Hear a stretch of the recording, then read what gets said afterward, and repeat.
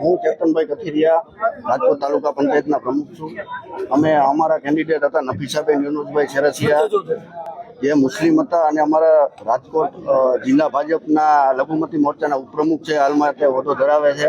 અમારી ભાજપની પેનલમાંથી અમે તેને ઊભા રાખેલા હતા અને જંગી લીડથી 550ની લીડે જીતા થઈ. અમે ગામ લોકોનો હિન્દુ સમાજ, મુસ્લિમ સમાજ તથા સર્વ સમાજ 18 વર્ષનો અમે આભાર માની છીએ કે જે અમને જંગી લીડથી જીતાવ્યા.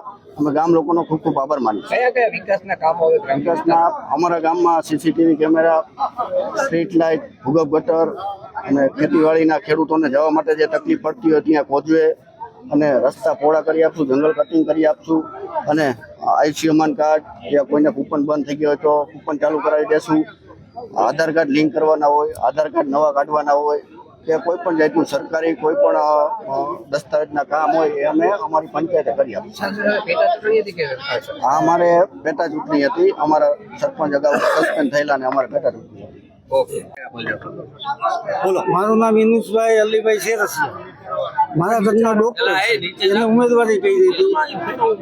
અમારા ગામનો મત 2100 છે, એમાં 550 મતે જીતો. એમાં 1500 મત હિન્દુ સમાજના છે.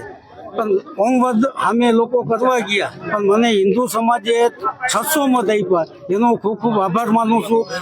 અમારા ચેતનભાઈ કથિરિયા તાલુકા પંચાયતના પ્રમુખ છે, એ મારી સાથે રહ્યા અને હિન્દુ સમાજના મત ટોટલી અમારા બાબુભાઈ ડાબી છે, માલધારી, એ બેની મદદથી હિન્દુ સમાજના મત મને મળ્યા છે. કયા કયા વિકાસના કામો હવે કરશો? મારા ગામની અંદર 20% સીસી રોડ બાકી, 10% ભૂગોળ છે, પછી સીસી કેમેરા છે, લાઇટો છે, એ જ કામ બાકી છે.